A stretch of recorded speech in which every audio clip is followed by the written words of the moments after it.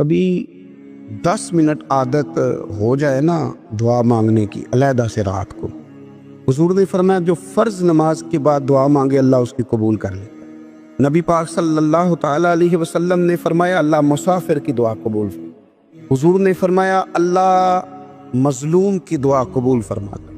حضور نے فرمایا بیمار سے دعا کراؤ اللہ اس کی دعا قبول فرماتا ہے۔ میرے نبی پاک نے فرمایا ماں باپ جب بھی اولاد کے لیے ہاتھ اٹھائیں، ویسے تو بلے شاہ تو آسمانی اڑ دیا ہی پھڑ دیں، جیڑا گھر بیٹھا انہوں پڑھے ہی نہیں۔ حضور فرمانے لگے ماں باپ جب بھی اولاد کے لیے دعا فرمائیں اللہ ان کی دعا کو قبول کرتا ہے۔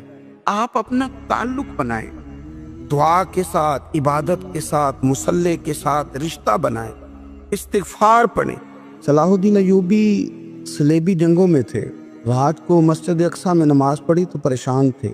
ایک بزرگ سے ملاقات ہوئی تو وہ کہنے لگے کہ آپ بڑے پریشان ہیں۔ کہنے لگے حضور پریشان اس لیے ہوں کہ پہلے ہی مسلمان کمزور ہے، اب میں نے سنا ہے دشمن کا ایک بحری بیڑا وہ جنگی سامان سے بھرا ہوا آ رہا ہے، تو اب ان کے پاس اور تلواریں اور نیزے آ جائیں گے، مسلمانوں کے پاس پہلے ہی وسائل کی کمی ہے، پریشان ہوں کس طرح کر کے مقابلہ کریں گے۔ یہ بات کہتے ہی صلاح الدین ایوبی نے بزرگوں سے کہا حضور آپ بھی دعا کرنا، دعا کی بڑی طاقت۔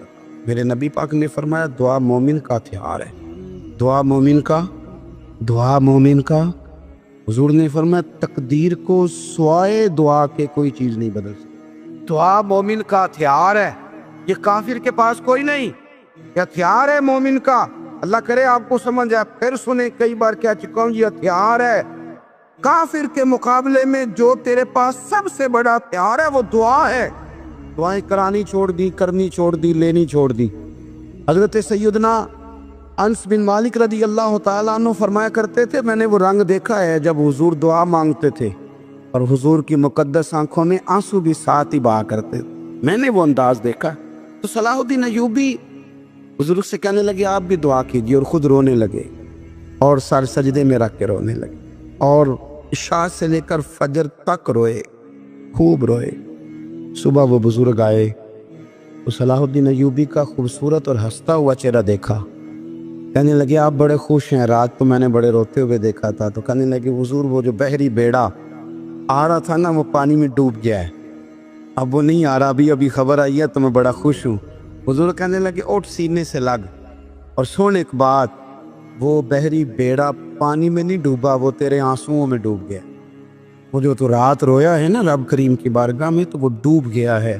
بھائی اپنا مصلی کا، عبادت کا، وظائف کا، اللہ کا سلسلہ اس کو مضبوط کرے، اپنی دعاؤں کے تعلق کو مضبوط کرے۔ دعائیں بڑے انقلاب برپا کر دیتی ہیں۔ ہم تھوڑے تھوڑے نا جب سے خشک ہوئے ہیں نا، خشک، اور میری تو جماعت ہی صوفیاء کی جماعت، ہم تو داتا علی اجمیری کی جماعت سے، ہم تو خواجہ اجمیری کی جماعت سے، ہم تو شیخ احمد فاروق سرہندی کی جماعت سے، ہم تو صوفیاء کی جماعت۔ ہماری جماعت نے بھی وہ تعلق جو ہمارے بزرگوں نے بنایا تھا۔ بزرگ اللہ کے قریب کیسے جاتا ہے؟ تو ہمارے یہاں نا بہت سارے لوگ کہتے ہیں جی نظر ہو گئی تو کام ہو گیا۔ بھائی جو بخاری مسلم میں طریقہ ہے نا اللہ کا قرب پانے کا وہ تو نفل ہے۔ نبی کریم علیہ الصلوۃ والسلام نے فرمایا بندہ نفلوں کے ذریعے رب کے قریب جاتا ہے، اور اتنا قریب جاتا ہے کہ پھر اللہ اس کی زبان بن جاتا ہے، اللہ اس کی آنکھیں بن جاتا ہے، کان بن جاتا ہے، ہاتھ اور پیر بن جاتا ہے۔ تو یہ تو عبادت ہے، یہ تو اللہ کی بارگاہ کی حاضری ہے جو آپ کو اللہ کے قریب کرے گی۔ تو نماز کو اہمیت دے کے ادا کریں، نمازیں موبائل بند کر کے ادا کریں۔ لیکن نا کچھ لوگ کہتے ہیں مجھے ٹائم نہیں ملتا نماز کا، تو میں کہتا ہوں یہ آپ نے بڑی جرت کی بات کی ہے۔ مجھے کوئی میرا پیر بھائی کہہ دے نا میرے پاس ٹائم نہیں ہے آپ کو ملنے کا، تو میں کہتا ہوں آج کے بعد آنا ہی نہ۔ میں تو کیا سمجھتا ہے تو بہت بڑا آدمی ہے، تیرے پاس ٹائم نہیں ہے اور ہمیں ملنے کا ٹائم، موج کر۔ آپ نے اللہ رسول کو کہہ دیا ٹائم نہیں۔ اور عجیب فلسفہ ہے نا، کہا جائے نماز پڑھنے آؤ تو کہتے ہیں کپڑے ٹھیک نہیں، اور کہا جائے کہ آؤ ذرا دعوت پہ چلیں تو کہتے ہیں 1 منٹ ٹھہر میں کپڑے بدل کے آیا۔ نماز کے لیے کہا تو کہتا ٹھیک نہیں، دعوت کے لیے کہا تو کہتا میں ذرا تیاری کر لوں، یوں جانا مناسب نہیں۔ معاملہ ٹھیک نہیں۔ رب تو فرماتا ہے کہ جب تو مسجد میں آ تو زینت اختیار کر کے آ، خوب ذوق سے دعا مانگے، خوب شوق سے نماز پڑھیں، خوب استغفار کا مزاج بنائیں۔ آپ لوگوں کے بیچ رہ کے سکھ حاصل کرنا چاہتے ہیں، لیکن آپ کو پتہ ہے कई महीने गारे हिरा में रहना भी मदीने वाले महबूब का तरीका है। हर साल एतिकाफ बैठना अलग से, ये भी हुजूर का तरीका है। मस्जिद नबी के अंदर दरवाज़ा खुलता था नबी करीम का, पर घर के अंदर नफल पढ़े नबी पाक। और हुजूर फरमाते कुछ नफल नमाज घर में भी पढ़ा करो, घर को कब्रिस्तान न बनाओ, हमारा घर अल्लाह के जिक्र से आबाद होगा। नबी पाक सल्लल्लाहु अलैहि वसल्लम ने ना हमारी तवज्जो दिलाई। हुजूर सल्लल्लाहु अलैहि वसल्लम ने फरमाया बेतवज्ही के साथ इधर उधर ख्यालात करके रब से ना मांगा करो, तरद्दुद के साथ बेयकीनी के साथ ना मांगा करो, बल्कि रसूल करीम सल्लल्लाहु अलैहि वसल्लम ने फरमाया, ये हदीस पाक मुस्लिम शरीफ में मौजूद है, हुजूर फरमाने लगे जब रब से मांगो ना तो इसरार करके मांगो। जब रब से मांगो तो इसरार करके, बच्चा नाज दिखा रहा है इसरार कर, अल्लाह से मांगो तो इसरार करके मांगो। और फरमाया रगबत के साथ मांगो। क्या खूबसूरत लफ्ज़ है हदीस के। हुजूर फरमाने लगे इसरार करके मांगो, रगबत करके मांगो। रब के लिए कोई चीज़ देना मुश्किल तो नहीं है ना, उसके लिए कोई मुश्किल है तुम्हें अता करना, तो रगबत करके अल्लाह से सवाल करो, उसे मनाओ। और खुद नबी पाक सल्लल्लाहु अलैहि वसल्लम का हाल ये था, हज़रत आयशा सिद्दीक़ा रज़ी अल्लाह तआला अन्हा फरमाने लगी कि नबी पाक दा रसूलुल्लाह सल्लल्लाहु अलैहि वसल्लम, ये लफ्ज़ है हज़रत आयशा के। अल्लाहु अकबर, ज़रा इनमें डूब कर देखिएगा, ज़रा इन लफ्ज़ों में खो कर देखिएगा उम्मुल मोमिनीन क्या फरमाती है। हज़रत आयशा सिद्दीक़ा फरमाती हैं, ये भी मुस्लिम में मौजूद है, कहती हैं दा रसूलुल्लाह, कहते नबी पाक ने दुआ मांगी, हुजूर ने दुआ मांगी। सुभान अल्लाह, क्या लफ्ज़ हैं, क्या वजद आफरी जुमले। कहते हैं दा रसूलुल्लाह, नबी पाक ने दुआ मांगी, सुम्मा दा, दुआ मांग कर हुजूर फिर दुआ मांगने लगे। हुजूर ने दुआ मांगी और दुआ मांग कर हुजूर फिर दुआ मांगने लगे। और सुम्मा दा रसूलुल्लाह, तीसरी दफा फरमाती हैं, कहती हैं हुजूर ने दुआ मांगी और दुआ मांग कर फिर दुआ मांगने लगे। यानी हुजूर ने दुआ मांगी और फिर दुआ मांगी और दुआ खत्म हो गई तो तीसरी दफा फिर दुआ मांगी, यानी हुजूर ने मांगा। क्या कहा हजरत ने, फरमाने लगे मांगेंगे मांगे जाएंगे, मुंह मांगी पाएंगे। सरकार में न ला है न हाजत अगर की है, मांगेंगे मांगे जाएंगे, मुंह मांगी पाएंगे। हुजूर ने दुआ मांगी और दुआ मांगकर फिर दुआ मांगी और दुआ मांगकर फिर दुआ मांगी। तो नबी पाक सल्लल्लाहु अलैहि वसल्लम का तो अल्लाह से मांगने का, उसको मनाने का ये तरीका। हज़रत अब्दुल्ला इब्न उमर फरमाने लगे, ये लफ्ज़ अबू दाऊद शरीफ में मौजूद है, ज़रा इनका भी जायका महसूस कीजिएगा। हज़रत सैयदना अब्दुल्ला इब्न उमर फरमाते, मैं हुजूर की मजलिस में हाजिर था, हुजूर मांगने लगे अल्लाह से, हुजूर अल्लाह से मांगने लगे। मैं तो कई दफ़ा ये दुआ भी मांगने लग जाता हूँ कि अल्लाह तू उन दुआओं की तरफ तो देख जो तेरे रसूल ने हमारे लिए मांगी। अल्लाह तू, हमें तो नहीं ना मांगना आता, नहीं तरीका आता, नहीं सलीका आता, नहीं अंदाज आता, हम तो बेतवज्जो से लोग हैं, बैठने का ढब नहीं आता हमें तो हाथ उठाने का सलीका नहीं आता, हम तो वुजू करने के उस तरीके से आशना नहीं। पर अल्लाह तेरे महबूब ने तो खूब मांगा है ना तुझसे, तेरे प्यारे हबीब अलैहिस्सलाम ने तो तुझे मनाया है ना हमारे हक में, तो अल्लाह तू उन दुआओं की तरफ तो देख। हज़रत अब्दुल्ला इब्न उमर रज़ी अल्लाह तआला अन्हु फरमाते, मैं हुजूर की मजलिस मुबारक में बैठा था, अबू दाऊद शरीफ में मौजूद है। कहते हुजूर दुआ मांग रहे थे। दुआ क्या थी?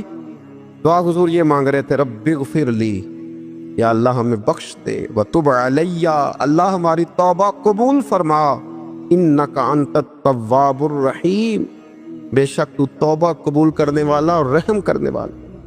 हुजूर दुआ मांग रहे थे, ऐ अल्लाह रब्बिग़फिर ली, या अल्लाह हमें बख्श दे, व तुब अलैया, और हमारी तौबा कबूल फरमा, इन्नका अंतत तव्वाबुर रहीम, बेशक तू तौबा कबूल करने वाला और रहम करने वाला। हज़रत अब्दुल्ला इब्न उमर फरमाते, इस एक दुआ को एक ही मजलिस में एक ही जगह बैठकर मेरे नबी पाक ने अपनी जुबान अतर से 100 मरतबा अदा फरमाया।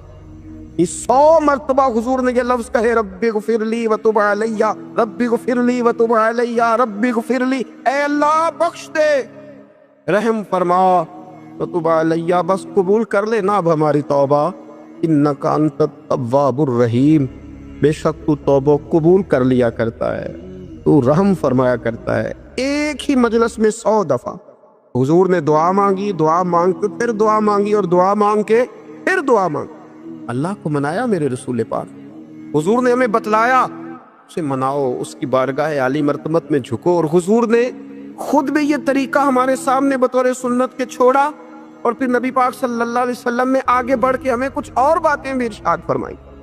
हुजूर ने हमें बतलाया कि पिछले लोग अपने रब को कैसे मनाते, वो किस तरह उसके हुजूर नाज अर्ज करते थे, मनाने के तरीके भी बतलाए। فرمایا جب ماں باپ دعا مانگیں گے اولاد کے حق میں تو وہ مان جائے گا۔ حضور علیہ السلام نے فرمایا جب مسافر دعا مانگے گا تو اللہ مان جائے گا۔ فرمایا میرے رسول کریم نے جب بیمار دعا مانگے گا تو اللہ مان جائے گا۔ اور سید عالم علیہ السلام فرمانے لگے جب تمہارے ضعیف، کمزور، مجبور لوگ دعا مانگیں گے تو اللہ مان جائے گا۔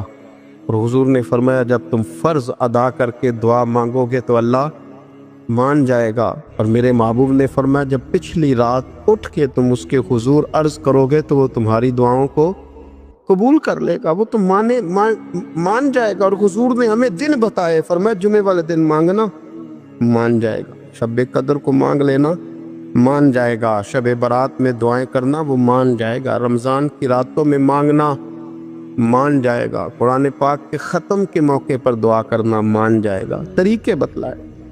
اب یہ ہے کہ ہم نے تو مانگنا تھا نا اس کی بارگاہ میں، ہم نے تو حاضر ہونا تھا، ہم نے تو جانا تھا، اب ہم نے آگے بڑھنا ہے، اس کے حضور عرض کرنا ہے۔ حضور نے ہمیں بتلایا کہ مومن متقی ہوتا ہے نا، پرہیزگار ہوتا ہے، اس نے کچھ نیکیاں بھی کی ہوتی ہیں، جس طرح اسے اپنے گناہوں کا پتہ ہوتا ہے نا، اسے پتہ ہوتا ہے کہ نہیں یار فلاں کام میں نے فقط اللہ کی رضا کے لیے کیا ہوا ہے، وہ میرا اور میرے رب کا راز ہے۔ فرمایا جب تم بڑے الجھ جاؤ نا، جب تم بڑی آزمائش میں آ جاؤ اور جب تم سمجھ لو کہ اب میں بڑی تکلیف میں آ گیا ہوں، تو پھر ایک طریقہ حضور نے ہمیں اور بھی بتلایا مانگنے کا، ایک اور طریقہ بھی بتلایا، اور وہ روایت صحیح مسلم میں موجود ہے۔